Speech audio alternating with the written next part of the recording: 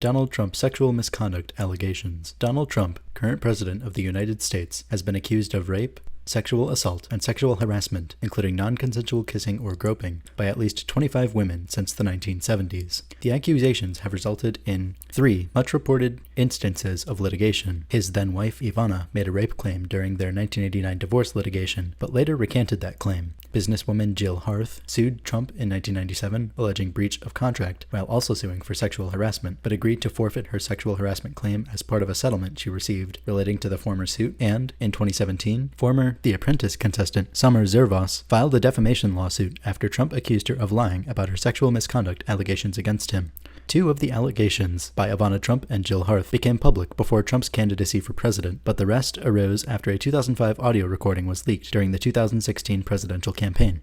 Trump was recorded bragging that a celebrity like himself can do anything to women, including just start kissing them, I don't even wait, and grab them by the pussy. Trump subsequently characterized those comments as locker room talk and denied actually behaving that way toward women. He also apologized for the crude language. Many of his accusers stated that Trump's denials provoked him into going public with their allegations. Another type of accusation was made, primarily after the audio recording surfaced, by several former Miss USA and Miss Teen USA contestants, who accused Trump of entering the dressing rooms of beauty pageant contestants. Trump, who owned the Miss Universe franchise, which includes both pageants, was accused of going into dressing rooms in 1997, 2000, 2001, and 2006, while contestants were in various stages of undress. Trump had already referred to this practice during a 2005 interview on The Howard Stern Show, saying he could get away with things like that because he owned the beauty pageants the women and girls were competing in. Trump has denied all the allegations against him, saying he has been the victim of media bias, conspiracies, and a political smear campaign. In October 2016, Trump publicly vowed to sue all the women who have made allegations of sexual misconduct against him, as well as the New York Times for publishing the allegations, but he has yet to follow through with any legal action.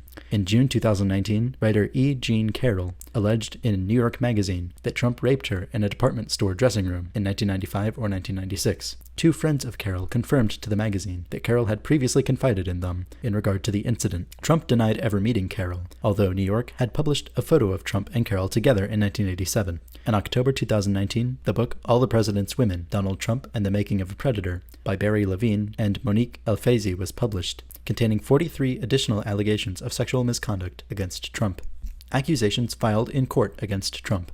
Ivana Trump, 1989. Ivana Trump and Donald Trump married in 1977. Ivana stated in a deposition taken in 1989 during their divorce proceedings that Donald had visited her plastic surgeon, following which he had expressed anger and ripped out hair from her scalp. Donald said the allegation was obviously false. The book Lost Tycoon, The Many Lives of Donald Trump, 1993, by Harry Hurt III, described the alleged attack as a violent assault during which Donald attacked Ivana sexually. According to the book, Ivana later confided to some of her friends that Donald had raped her. In a statement given just before the publication of Hurt's book, and included in the book, Ivana said, "On one occasion during 1989, Mr. Trump and I had marital relations in which he behaved very differently toward me than he had during our marriage. As a woman, I felt violated, as the love and tenderness which he normally exhibited towards me was absent. I referred to this as a rape, but I do not want my words to be interpreted in a literal or criminal sense." Ivana Trump. The Trump's divorce was granted in December 1990 on grounds that Donald's treatment of Ivana, including his affair with Marla Maples, was cruel and inhuman. According to Trump's lawyer, Jay Goldberg, this was based on Trump having been seen in public with Marla Maples in 1990. Their settlement had a confidentiality clause preventing Ivana discussing the marriage or the divorce. In 1992, Trump sued Ivana for not honoring a gag clause in their divorce settlement by disclosing facts about him in her best-selling book, and Trump won a gag order. Years later, Ivana said she and Donald are the best of friends. In a July 2015 campaign endorsement, Ivana said, "I have recently read some comments attributed to me from nearly 30 years ago at the time of a very high tension during my divorce from Donald. The story is totally without merit."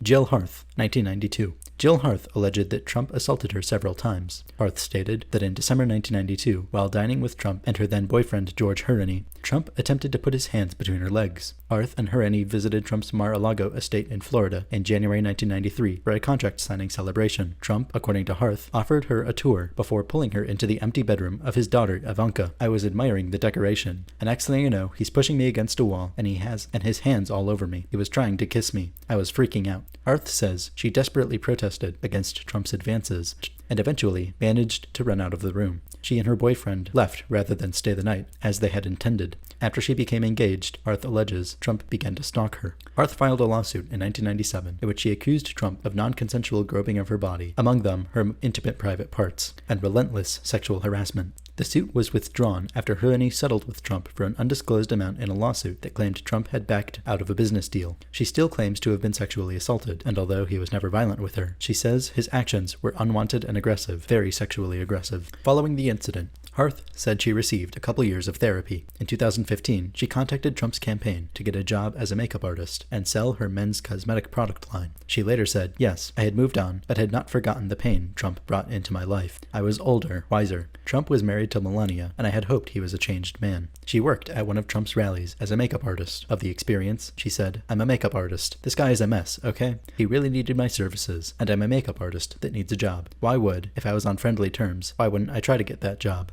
Harth's lawsuit was first published in February 2016 by lawnews.com. Her case was first published in May 2016 in the New York Times article, Crossing the Line. Trump characterized her story in the Times as false, malicious, and libelous, and he strongly denies the claims. Harth stood by her charges in a July 2016 interview with The Guardian. In October 2016, she said that, if sued by Trump, she intends to countersue. E. Jean Carroll, 1995 or 1996. On November 4, 2019, writer E. Jean Carroll filed a lawsuit against Trump, accusing him of defamation by claiming she lied. The author, who had first publicly disclosed the sexual assault by Trump in June, said Trump's reaction to the accusation has directly harmed her career and reputation. Carroll said she was filing this lawsuit on behalf of each woman who has faced harassment, assault, or belittlement. Furthermore, Trump has stated that her allegation was just a promotion strategy for her book titled What Do We Need Men For? A Modest Proposal, where she discloses details about the alleged assault. The White House press secretary responded to the lawsuit, claiming it was frivolous and the story was fake, just like the author. In September 2020, the Justice Department filed a court motion seeking to take over Trump's defense, arguing he had acted within the scope of the presidency when he called Carroll a liar. The Justice Department also moved the case to a federal court from a state court, which the previous month had denied a motion by Trump's attorney to delay the case, which was about to enter the discovery phase. During discovery, Trump could be required to provide a deposition as well as a DNA sample to compare the genetic material purportedly found on the dress Carroll says she was wearing during the alleged sexual assault. Attorney General Bill Barr asserted the move was a routine application of the Westfall Act that permits the Justice Department to defend federal employees against civil liability for acts conducted in the normal course of their duties. Barr stated the White House had requested the Justice Department action and noted that taxpayers would pay any judgment should Carroll win the case. Summer Zervos, 2007. Summer Zervos was a contestant on the 5th season of The Apprentice, which filmed in 2005 and aired in 2006.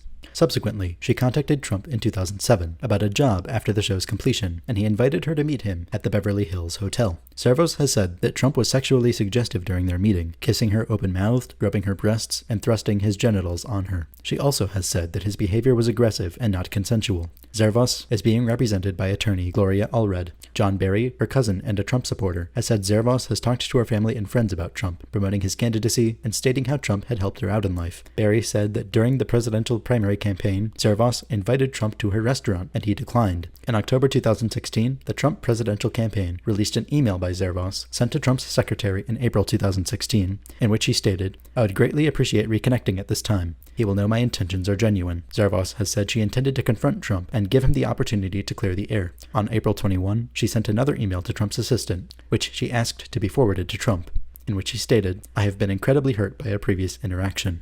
On January 17, 2017, Zervos filed a defamation lawsuit against Trump, rising from his statement that she had lied about the allegations. Mark Kasowitz is defending Trump in the case. Zervos has filed a subpoena for all documents concerning any woman who asserted Donald J. Trump touched her inappropriately. On March 21, 2018, a New York Supreme Court judge decided to allow a defamation lawsuit against the president to go forward. On June 4, 2018, Manhattan Supreme Court Justice Jennifer Schechter ruled that Trump must be deposed by January 31, 2019. As of September 9, 2018, Trump will provide written answers under oath in the defamation lawsuit. On March 14, 2019, a New York appeals court rejected President Trump's argument that the Constitution makes him immune from state lawsuits, clearing the way for a defamation lawsuit. On November 2, 2019, Trump agreed to submit to questioning under oath by January 31, 2020. In January 2020, a New York Intermediate Appellate Court put the defamation lawsuit on hold until a New York Court of Appeals appeals could decide the fate of the case. The case hold meant that the January 31, 2020 deadline for Trump to testify was also put on hold. Alva Johnson, 2019. On February 25, 2019, Alva Johnson filed a lawsuit against Trump, alleging he had forcibly kissed her at a rally in Florida in August 2016 while she was working on his 2016 presidential campaign. Johnson said 2 people, including Pam Bondi, then the Attorney General of Florida, saw the kiss, but both denied it. According to an interview with Teen Vogue, Johnson decided to stop working for the Trump campaign after the media started covering the Access Hollywood tape. She declared sick days until she could speak to a lawyer. In addition to the unwanted sexual attention, the lawsuit also alleges that Johnson was a victim of race and gender discrimination through unequal pay. In response, White House Press Secretary Sarah Huckabee Sanders called the lawsuit absurd on its face. May 2016 New York Times story. In May 2016, the New York Times published the article, Crossing the Line, How Donald Trump Behaved with Women in Private. For the article, Times reporters Michael Barbaro and Megan Twohey conducted 50 interviews with women who had known Trump socially during their professional career or while modeling or competing for a beauty pageant title.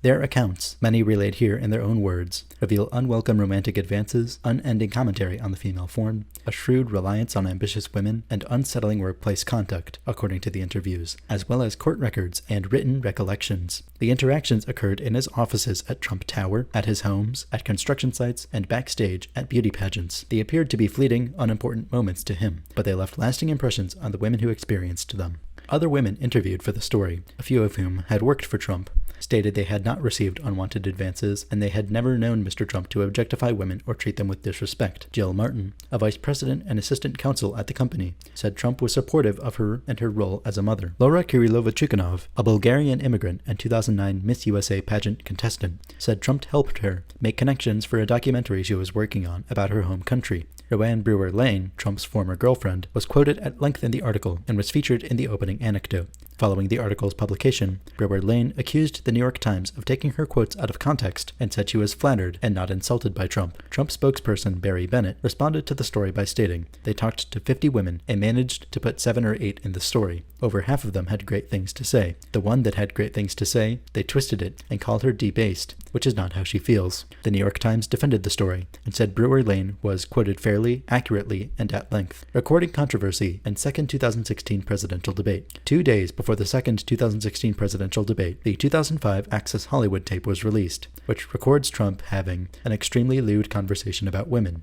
in which he described being able to kiss and grope women because he was a star. "You know, I'm automatically attracted to beautiful. I just start kissing them. It's like a magnet, just kiss. I don't even wait. And when you're a star, they let you do it. You can do anything. Grab them by the pussy. You can do anything." Many attorneys and media commentators have said Trump's statements described sexual assault. On October 7, Trump released a video statement in which he stated, "I said it, I was wrong, and I apologize." He called the development a distraction and attempted to deflect attention to the Clintons, and in particular sexual assault scandals involving Bill Clinton. Republican critics called on him to withdraw from the presidential race. During the second debate, Anderson Cooper asked Trump if he understood that he had bragged about sexually assaulting women. Cooper used the Justice Department's sexual assault definition to include any type of sexual conduct or behavior that occurs without the explicit consent of the recipient. Trump denied having said that he had sexually assaulted women. He claimed the comments were merely locker room talk. Then, after being asked 3 times whether he had ever kissed or groped any person without consent, he said, "No, I have not." Several of his subsequent accusers said this was the moment at which they were motivated to come forward.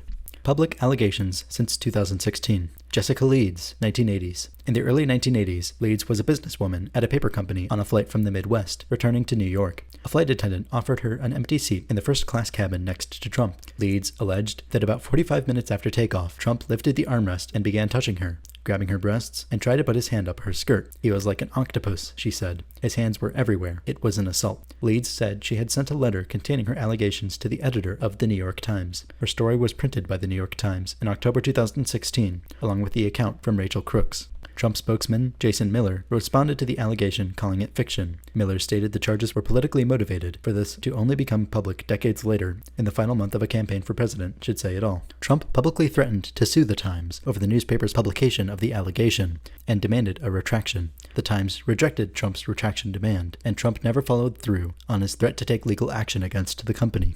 An alleged witness to the case, who claimed he saw nothing untoward upon the flight, was former British Conservative county councillor from Gloucestershire, Anthony Gilberthorpe. Gilberthorpe had previously made false allegations against politicians, and has been previously accused of making advances of an intimate nature towards Conservative students. Kristen Anderson, 1990s. On October 14, 2016, The Washington Post reported an allegation by Kristen Anderson. Anderson said that Trump groped her beneath her skirt in a Manhattan nightclub in the early 1990s. An aspiring model at the time of the alleged incident, Anderson told the story to her friends and decided to come forward after reading accounts of other women who had done so. Anderson believed the alleged assault occurred at the China Club, a Manhattan nightclub that Newsday referred to as Donald's Monday Night Nest due to his alleged habit picking up women there. Lisa Boyne, 1996. On October 13, 2016, The Huffington Post reported an allegation by Lisa Boyne. Boyne said Sonia Morgan, then Sonia Tremont, invited her to a dinner with Trump, modeling agent John Casablancas, and 5 or 6 models. Boyne alleged that Trump made the models walk across the table, looked under their skirts, and described if they were wearing their underwear. Morgan told The Huffington Post that the dinner took place with those participants, did not recall lewd behavior by Trump, and said, "But I have been known to dance on tables." Boyne said she called her roommate Karen Beatrice that night. Boyne said she called her roommate Karen Beatrice that night to inform her about the incident. The Huffington Post contacted Beatrice, who denied any such call. Kathy Heller, 1997. On October 15, 2016, The Guardian reported an allegation by Kathy Heller that she was grabbed and kissed by Donald Trump 2 decades earlier. Heller said that in 1997, she met Trump when she attended a Mother's Day brunch with her children, her husband, and her husband's parents at a Mar-a-Lago estate. Her parents-in-law were members of Mar-a-Lago. Heller was introduced to Trump, who became angry when she avoided a kiss. He then grabbed her, and, when he tried to kiss her, she turned her head. Trump kissed her on the side of the mouth for a little too long, and then he left her. Heller's husband and children, who were present during the event, have corroborated her account. In the summer of 2015, the members of Heller's Mahjong group heard Heller's account of the 1997 incident. This was not long after Trump announced his candidacy. She decided to go public after seeing the second presidential debate on October 9, 2016. Heller is a registered Democrat and a public supporter of Hillary Clinton. Trump campaign spokesperson Jason Miller said Heller's account is false and politically motivated. Temple Taggart McDowell. In May 2016, the New York Times reported allegations by Temple Taggart McDowell. McDowell, who was Miss Utah USA in 1997, accused Trump of unwanted kisses and embraces that left McDowell and one of her chaperones so uncomfortable, according to McDowell, that she claimed she was instructed not to be left in a room alone with him again. According to McDowell, a chaperone had accompanied her to Trump's office. At the time, McDowell was 21 and was known as Temple Taggart. This incident occurred in Trump's first year of ownership of the Miss USA contest. McDowell told her story initially to the New York Times in May 2016, which was published in the Crossing the Line, How Donald Trump Behaved with Women in Private article. She had not intended to speak publicly about the incidents again, but she received numerous calls recently due to the Crossing the Line article and felt, as a mother, that it is important to share a message about unwanted advances. You have the right to say no. You have the right to get out of there. You have the right to leave, and you have the right to make them feel uncomfortable if they're making you feel uncomfortable, she said. Trump said he does not know her and denied McDowell's claims. He also told the New York Times he is reluctant to kiss strangers on the lips. Taggart McDowell said she is a Republican and not coming out with the allegation in order to support Hillary Clinton. Amy Doris, 1997. Former model Amy Doris said in September 2020 that she and her boyfriend, Jason Bin, attended the 1997 U.S. Open with Donald Trump, who Bin had described as his best friend. She alleges that Trump groped and kissed her without her consent at the event. The Guardian confirmed she had told her mother and a friend in New York immediately after the incident, and that she had told her therapist and several other friends about it over the years. Bin did not reply to the Guardian's request for comment. Trump denied the allegation via his lawyers. Former top model Karen Bernstein stated that her husband was the New York friend and that Doris had told her about the assault in 2008. Carina, Virginia, 1998. At an October 2016 press conference with attorney Gloria Allred, yoga instructor and life coach Carina, Virginia, said that in 1998 Trump grabbed her arm and touched her breast. Virginia, who was 27 years old at the time, was waiting for a ride after the U.S. Open in Queens, New York. She said Trump, whom she had not met previously, approached her with a small group of other men. While commenting on her legs, he grabbed her right arm. Virginia continued, "Then his hand touched the right side of my breast. I was in shock. I flinched. 'Don't you know who I am? Don't you know who I am?' That's what he said to me. I felt intimidated and I felt powerless." Trump campaign spokesperson Jessica Ditto responded to the allegation with a statement reading in part, "Discredited political operative Gloria Allred in another coordinated publicity-seeking attack with the Clinton campaign, We'll stop at nothing to smear Mr. Trump. Karen Johnson, early 2000s. In Barry Levine and Monique Elfazy's book, All the President's Women, Donald Trump and the Making of a Predator, Karen Johnson alleged that she attended a New Year's Eve party at Trump's Mar-a-Lago estate, where Trump grabbed her by her genitals, pulled her behind a tapestry, and forcibly kissed her. Johnson also alleged that days after the incident, Trump repeatedly called her, without her giving him the phone number, offering to fly her to meet him, which she rejected. The book states that Johnson told a friend about the incident years before Trump ran for president. Mindy McGillivray, 2003. In an October 2016 article by the Palm Beach Post, Mindy McGillivray stated that in January 2003, when she was 23 years old, she was groped by Trump at his Mar-a-Lago estate. She said, "All of a sudden I felt a grab, a little nudge. I think it's my friend Ken Davidoff's camera bag. That was my first instinct. I turn around and there's Donald. He sort of looked away quickly." Ken Davidoff, a photographer, corroborated McGillivray's account, saying he remembered her pulling him aside moments after the alleged incident to say, "Donald just grabbed my ass." McGillivray said she chose to stay quiet and never reported the incident to authorities. She had shared details of the incident only with close family and friends until she heard Trump deny any such behavior during the second presidential debate on October 9, 2016. Hope Hicks, Trump's press secretary, said McGillivray's allegations lacked any merit or veracity and were untruthful. Ken Davidoff's brother, Daryl Davidoff, said he was also present at the time, at Mar-a-Lago, and that in his opinion, McGillivray is lying. According to Daryl, "I do not believe it really happened. No one saw it happen, and she just wanted to be in the limelight." Jennifer Murphy, 2005. In early October 2016, Grazia reported an allegation by Jennifer Murphy, a former contestant on the 4th season of The Apprentice. Murphy said that in 2005, after Trump had recently married Melania Knauss, she had a job interview with Trump. When she was leaving, Trump kissed her on the lips, which took her by surprise. Murphy said Trump had offered her job interviews a day after she had left The Apprentice, but she ultimately declined his job offer, and that she would still vote for Trump in the 2016 election. Murphy was invited to Trump Tower for a job interview, and Trump allegedly kissed her on the elevator while dropping her on the way out. Murphy elaborated that she had hoped Trump would remain true to his marriage and consider the fact that she was also engaged at the time. She also disclosed that Trump made multiple comments about her appearance during work, and that the editors had to cut it out. However, Murphy said that she wouldn't want Trump to feel like she's throwing him under the bus, as it did not really bother her. Rachel Crooks, 2005. In 2005, Rachel Crooks was a 22-year-old receptionist at Bayrock Group, a real estate investment and development company in Trump Tower in Manhattan. She says she encountered Trump in an elevator in the building one morning and turned to introduce herself. They shook hands, but Trump would not let go. Instead, he began kissing her cheeks, then directly on the mouth. "It was so inappropriate," Crooks recalled in an interview. "I was so upset that he thought I was so insignificant that he could do that." Her story was printed by the New York Times in October 2016, along with that of Jessica Leeds. Trump has disputed Crooks' claims, writing on Twitter, "Who would do this in a public space with live security cameras running?" Crooks is a public supporter and donor to Hillary Clinton's presidential campaign. Natasha Stoynoff, 2005. Canadian author and journalist Natasha Stoynoff, who wrote for People magazine and, previously, the Toronto Star and Toronto Sun, went to Trump's Florida estate in December 2005 to interview him and his wife, Melania. While there, Trump gave Stoynoff a tour of the Mar-a-Lago estate. She says that during this tour, he pushed her against a wall and forced his tongue into her mouth. Stoynoff described the alleged episode. "We walked into that room alone, and Trump shut the door behind us. I turned around, and within seconds he was pushing me against the wall and forcing his tongue down my throat. I was stunned, and I was grateful when Trump's longtime butler burst into the room a minute later as I tried to unpin myself." Stoynoff composed herself and conducted the interview, after which she said Trump had repeatedly told her, "We're going to have an affair, I'm telling you." Melania was also interviewed for that article. Trump sent out a tweet on October 13, 2016, in which he said it had not happened, and wondered why she had not mentioned the event in her People article of 2005. Stoynoff responded that she had become angry when Trump denied assaulting women during the presidential debate, and was triggered by the release of the Access Hollywood recording in early October. Until that point, she said, she had conflicting emotions common among victims of assault, combined with embarrassment and confusion. J.D. Heyman, People's deputy editor, said it was disorienting for her. She felt a great deal of worry and distress about it. Then she felt angry. That same day, Melania's lawyer demanded an apology from People magazine, stating that Melania did not say some or all of what was quoted in the People article by Stoynoff published in October 12, 2016. Melania specifically denied Stoynoff's claim that she had run into her on Fifth Avenue following the article's publication. In an interview with Anderson Cooper that aired on October 17 on CNN, Melania again denied having crossed paths with Stoynoff on Fifth Avenue, as stated in Stoynoff's article. The following day, People published the account of Lisa Hertz, Hertz said she witnessed the sidewalk encounter between Stoynoff and Melania Trump. Hertz's account corroborated that of Stoynoff. On October 18, People produced 6 corroborating witnesses who said Stoynoff had recounted the incident to them around the time that it occurred. The 6 witnesses were 2 editors from People, Mary Green and Liz McNeil,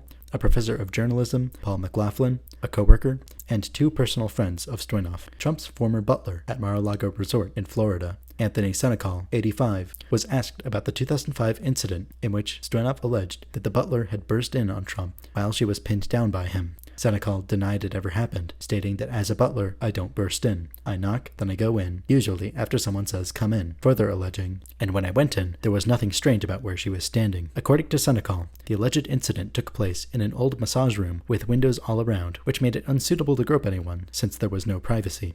Juliet Huddy, 2005 or 2006. In early December 2017, the reporter Juliet Huddy said Trump kissed her on the lips while they were on an elevator in Trump Tower with Trump's security guard in 2005 or 2006. Regarding this incident, Huddy said, I was surprised that he went for the lips, but I didn't feel threatened. Whatever, everything was fine. It was a weird moment. He never tried anything after that, and I was never alone with him. Jessica Drake, 2006. On October 22, 2016, Jessica Drake and attorney Gloria Allred held a news conference in which Drake accused Trump of having sexually assaulted her by grabbing tightly in a hug, and kissed her and 2 acquaintances nearly 10 years prior. Drake, an adult film actress and sex education advocate, said she met Trump at her company's booth during a charity golf tournament at Lake Tahoe in 2006. Drake claims she was invited to meet with Trump, who was married at the time, in his hotel suite. She was uncomfortable going alone and brought 2 friends. Describing the meeting with Trump, Drake recounted that he grabbed each of us tightly in a hug and kissed each one of us without asking permission. Drake said she and her friends left the suite after 30 to 45 minutes. Shortly thereafter, Drake claims she received phone calls from Trump or his associate requesting that she join him in his suite for $10,000 and offering to fly her on his jet back to Los Angeles. She declined his offers. During the news conference, Drake said, I am not looking for monetary compensation. I do not need additional fame. I understand that I may be called a liar or an opportunist, but I will risk that in order to stand in solidarity with women who share similar accounts. During the news conference, Gloria Allred held up a picture showing Trump and Drake standing together at the time. In response to Drake's allegations, the Trump campaign stated her story is false and ridiculous, that the picture is one of thousands taken out of respect for people asking to have their picture taken with Mr. Trump, but Trump did not know Drake and would have no interest in ever knowing her, and that the story was just another attempt by the Clinton campaign to defame a candidate. Donald Trump appeared to dismiss the significance of the accusation because of Drake's line of work, saying, oh, I'm sure she's never been grabbed before. Nikki Laaksonen, 2006. On October 27, 2016, a local Finnish tabloid, Ilta Sanomat, reported an allegation by Nikki Laaksonen, Miss Finland 2006. Laaksonen appeared with Trump on The Late Show with David Letterman on July 26, 2006. Laaksonen claims that before they went on the air, Trump grabbed her buttocks. As Laaksonen describes the interaction, he really grabbed my butt. I don't think anybody saw it, but I flinched and thought, what is happening? Someone later told Laaksonen that Trump liked her because she looked like his wife, Melania, when she was younger. Laaksonen revealed her account to a local Finnish tabloid, Ilta Sanomat, which had contacted her regarding the level of professionalism involved in Donald Trump's handling of his employees within the Miss Universe pageant. The story was published on October 27, 2016. Cassandra Searles, 2013. Rolling Stone and NPR have reported that Cassandra Searles, Miss Washington USA of 2013, was fondled by Trump without her consent during the Miss USA pageant of that year. In June 2016, Searles wrote that Trump invited her to his hotel room. Yahoo News published an article in June 2016 stating that Searles had made Facebook postings that accused Trump of making unwanted advances.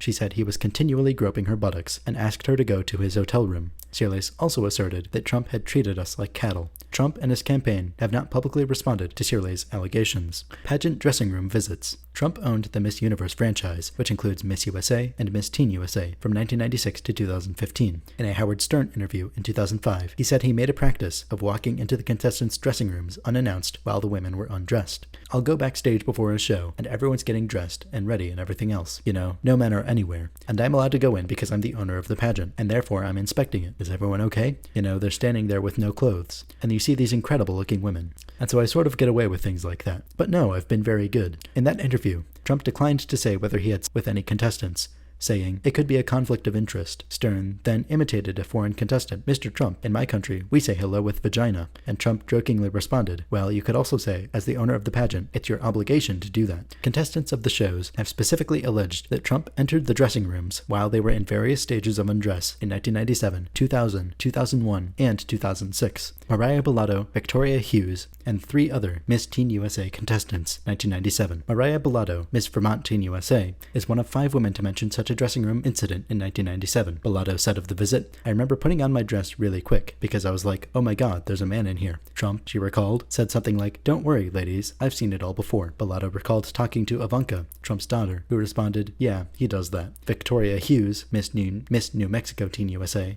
also said Trump did conduct a dressing room visit and that the youngest contestant there was 15. The dressing room had 51 contestants, each with their own stations. 11 girls said they did not see Trump enter the dressing room, though some said it was possible that he entered while they were somewhere else, or that they didn't notice. Of the 15 former contestants who were interviewed by BuzzFeed News, none alleged Trump said anything sexually explicit or made physical contact in the dressing room, and reportedly, most of the former contestants were doubtful or dismissed the possibility that Trump violated their changing room privacy. Allison Bowman, Miss Wisconsin Teen USA, expressed skepticism. These were teenage girls. Anything inappropriate had gone on. The gossip would have flown. Trump's campaign stated the allegations of his entering the dressing room have no merit and have already been disproven on many other individuals who were present. Bridget Sullivan, 2000. In 2000, Bridget Sullivan was Miss New Hampshire USA. As she prepared for a television broadcast, Trump allegedly walked into the dressing room. She told BuzzFeed News he was coming to wish the contestants good luck, but they were all naked. Some contestants that night do not remember his entering while the ladies prepared, and other contestants mentioned they had no negative experiences with Trump.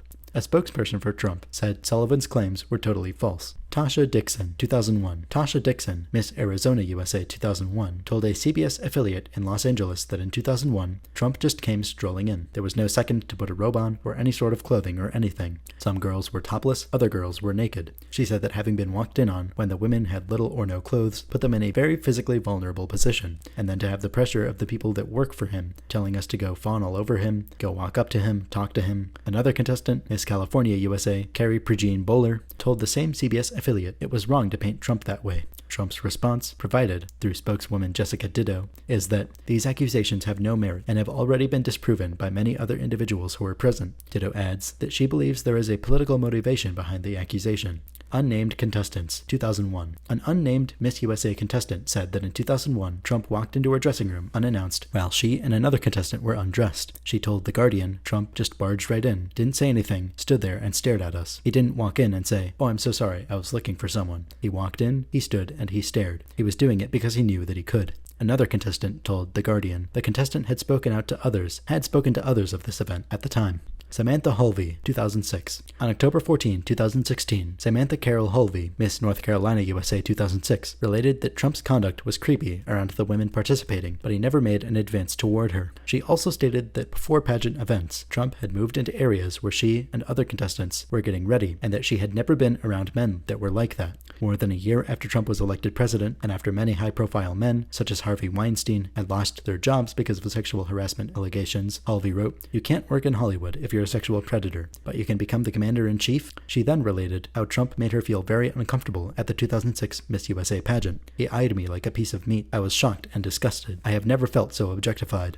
I left the meet and greet, hoping that this would be my one and only encounter with him." She also described how he had come backstage unannounced with Melania Trump. "I was shocked, again, by this violation of our personal space. What was he doing, coming backstage when we were still getting dressed?" Other incidents. In 1992, Trump appeared on NBC News' show A Closer Look, hosted by Faith Daniels. During the show, Daniels said Trump, divorced at the time, agreed to make an appearance because "you kissed me on the lips in front of the paparazzi, and I said, that'll cost you. I'm booking you on the show." Trump replied that the kiss was so open and nice, and that he thought Daniels' husband had his back turned at the time. Trump invited NBC News to film a party he threw for himself and Jeffrey Epstein at Mar-a-Lago, where they joined various NFL cheerleaders. The kiss incident occurred there. NBC News revealed footage in July 2019 showing Trump, Epstein, and the cheerleaders. At one point during the video, Trump grabbed a woman around her waist, pulled her against his body, and patted her buttocks. At another point, Trump appears to tell Epstein, "Look at her back there. She's hot." A 2002 article in New York Magazine quoted Trump talking about Jeffrey Epstein. "I've known Jeff for 15 years. Terrific guy. He's a lot of fun to be with. It has even said that he likes beautiful women as much as I do, and many of them are on the younger side. No doubt about it, Jeffrey enjoys his social life." In 2008, Epstein pled guilty to charges involving child prostitution. In 2019, he was charged with child sex trafficking, and he died in his cell before facing trial. Reactions. Comparisons to other behavior. Sean R. Harper, executive director of the Penn Graduate Center for Education, has said that many men talk like Donald Trump, objectifying women and saying offensive things about them. He puts Trump in a class of men whose behavior sometimes includes sexual assault and degrading women. The Economist drew similar parallels, pointing to research that objectifying women can make sexual assault more likely. NPR reported that Trump has exhibited questionable behavior in his treatment of women for some time, including offensive language to describe women including Megyn Kelly, Rosie O'Donnell, and former Miss Universe Alicia Machado. Arwa Madawi of The Guardian called his past remarks a masterclass in rape culture, pointing to statements such as 26,000 unreported sexual assaults in the military, only 238 convictions. What did these geniuses expect when they put men and women together? And women, you have to treat them like shit. On October 13, 2016, a transcript from a 1994 Primetime Live interview was unearthed where Trump states, "I tell friends who treat their wives magnificently, get treated like crap in return. Be rougher and you'll see a different relationship."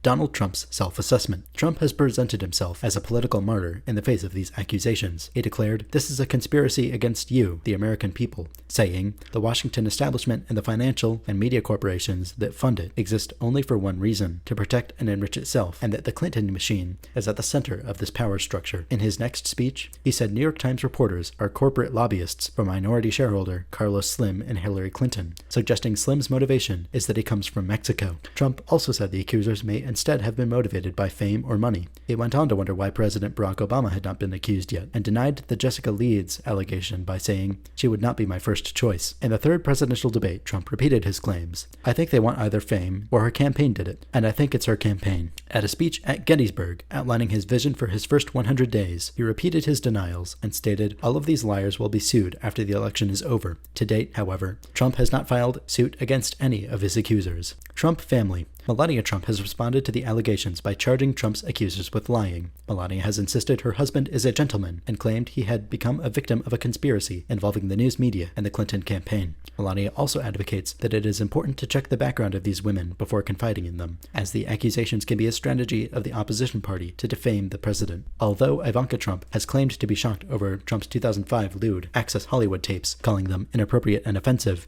she has refused to directly address the issue of her father's alleged sexual assault. In contrast, Donald Trump Jr. described the 2005 comments as a fact of life, and Eric Trump dismissed all allegations of assault as dirty tricks from the Clinton campaign. Trump campaign. Leeds' and Crooks' allegations, published by the New York Times on October 13, were disputed by Trump's campaign as having no merit or veracity. The campaign alleged that the Times had a vendetta against Trump. The Los Angeles Times stated that they verified the stories with friends and family members of the accusers to ensure that the stories had been relayed to them earlier. The Trump campaign issued this statement through its spokesman, Jason Miller.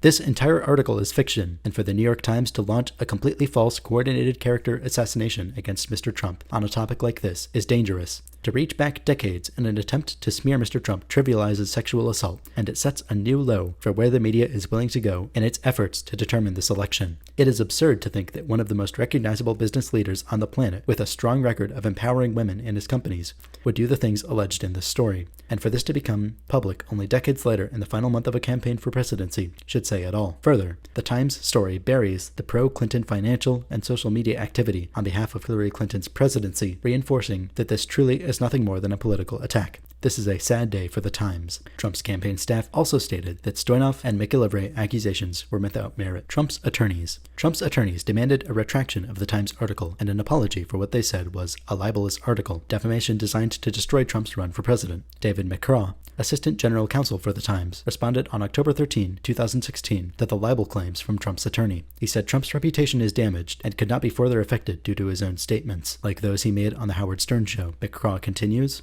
"It would have been a disservice, not just to our readers, but to democracy itself to silence the accusers' voices." In response to the request to retract the story, McCraw said, "We declined to do so, and that Trump was free to pursue the matter in court." Trump's attorney, Michael D. Cohen, has defended Trump by saying the accusers are not women Trump would find to be attractive.